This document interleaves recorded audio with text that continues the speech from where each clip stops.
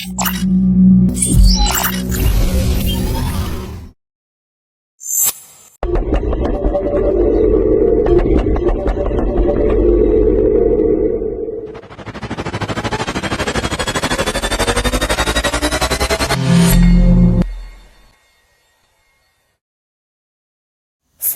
pengabdian selalu dimulai dengan langkah kecil. Bukan untuk mengubah dunia, tapi untuk belajar memahami sekeliling dengan lebih dekat. Di sebuah desa bernama Pagedongan, waktu berjalan sedikit lebih lambat. Namun, dari kelambatan itu, lahir ruang untuk menyapa, mendengar, dan merasakan hal-hal yang sering luput dari kebiasaan sehari-hari. Desa Pagedongan mungkin bukan tempat paling ramai di peta, tapi di sini kami bertemu dengan tawa yang jujur, pelukan tanpa syarat, dan kisah-kisah yang tak akan pernah kami temukan di ruang kelas. Ini bukan tentang kami yang mengubah desa, tapi tentang bagaimana desa ini diam-diam mengubah cara kami melihat hidup. Hidup adalah sebuah perjalanan, tapi tidak semua perjalanan harus jauh. Kadang yang kita cari ada di tempat yang sederhana.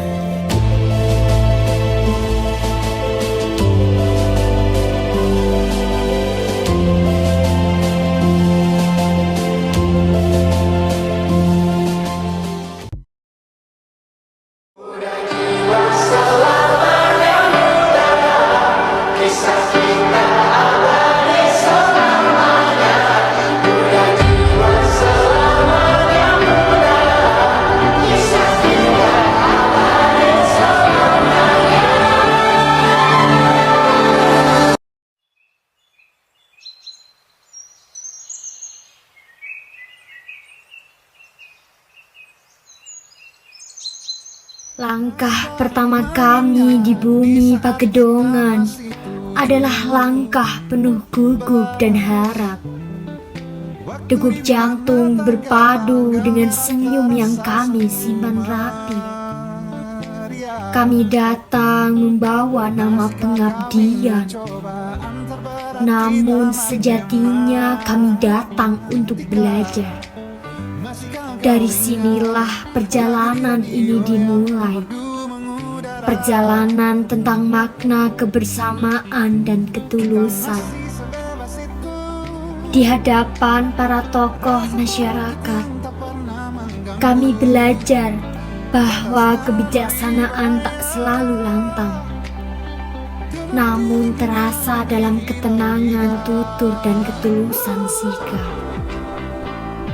Nasihat yang disampaikan bukan hanya untuk didengar, melainkan untuk dijadikan pegangan. Dari mereka kami belajar tentang tanggung jawab dan cinta pada tanah kelahiran.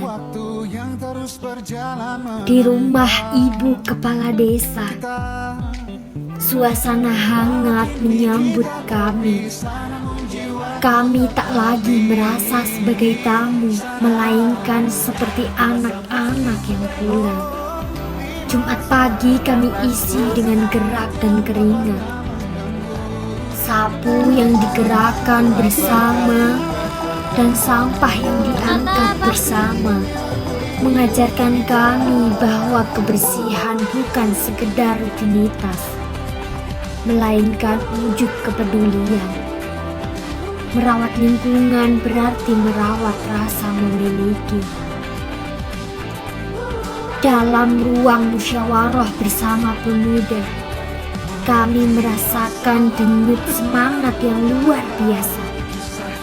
Gagasan disampaikan dengan penuh keyakinan. Mimpi-mimpi desa dibicarakan dengan optimisme.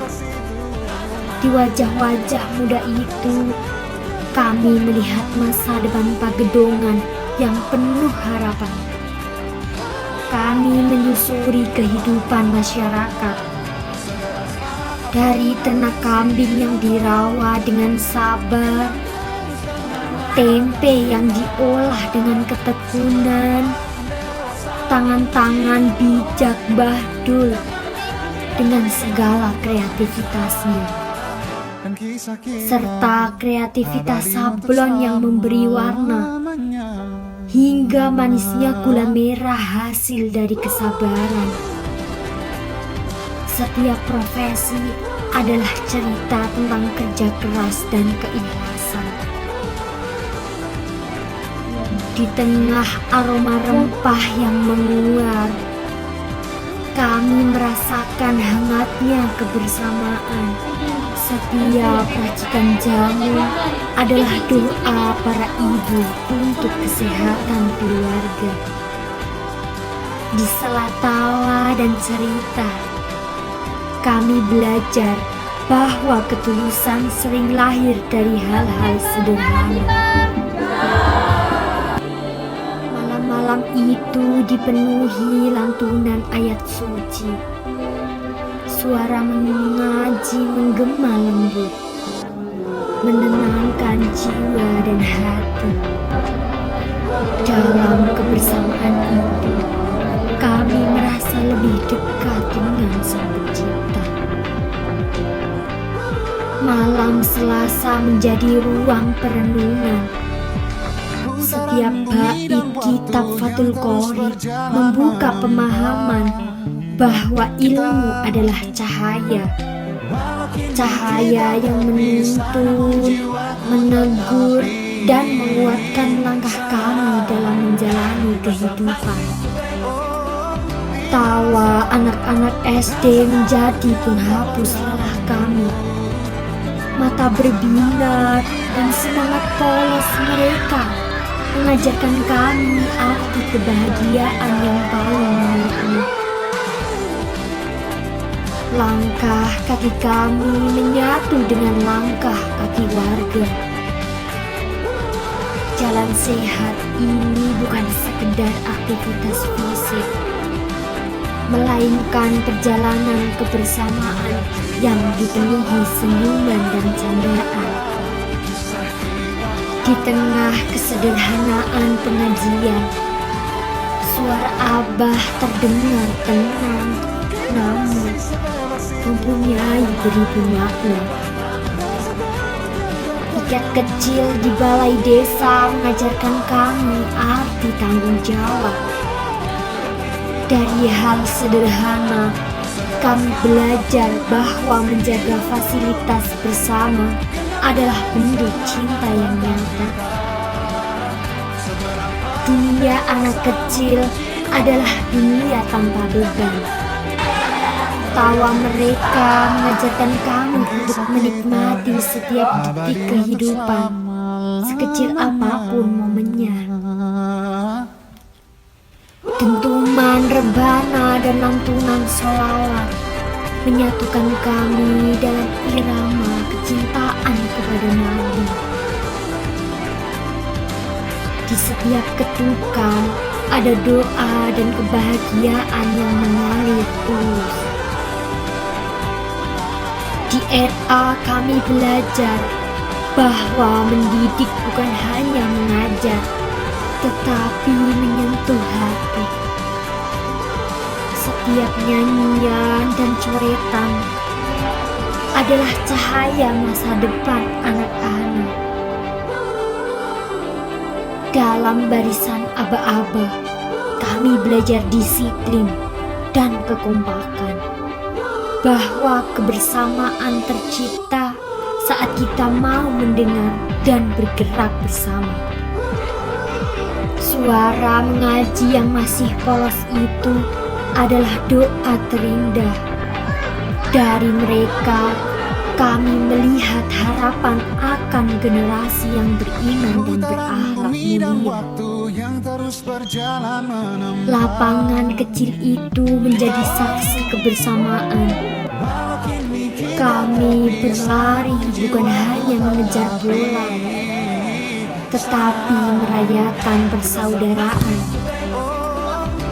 Menang dan kalah kami terima dengan tawa. karena yang terpenting adalah kebersamaan yang tercipta. Melayani kesehatan masyarakat mengajarkan kami untuk melayani dengan hati. Karena kesehatan adalah nikmat yang tak ternilai. Dari barang yang dianggap tak berguna, lahir karya yang bermakna. Sebuah pelajaran bahwa kehidupan selalu memberi kesempatan untuk berubah. Perpisahan paling berat adalah meninggalkan mereka yang telah menjadi keluarga. Di Posko Putra ada sosok yang tak banyak bicara, namun selalu hadir dengan kepedulian yang nyata. Terima kasih Bapak Ratno atas rumah yang dibuka, atas hati yang dilapangkan, dan atas perhatian yang tak pernah dihitung sebagai beban. Posko Putra bukan hanya tempat singgah, tetapi telah menjadi bagian dari cerita hidup kami. Bumi ini seakan berhenti berputar, karena tiba saatnya kita semua akan berpisah. Papa, oh Mama, terima kasih untuk setiap suap nasi yang terasa seperti kasih sayang seorang ibu. Terima kasih untuk setiap nasihat di sore hari yang menghangatkan seperti pelukan seorang ayah. Kami datang sebagai anak rantau yang asing, tapi kalian terima kami dengan tangan terbuka, seolah kami darah daging sendiri. Rumah posko ini tidak lagi sekedar bangunan. Ini adalah tempat kami pulang setelah lelah, tempat kami bercerita tentang kerinduan, tempat kami menemukan kembali arti keluarga yang sesungguhnya. Setiap sudutnya berbisik tentang ketulusan.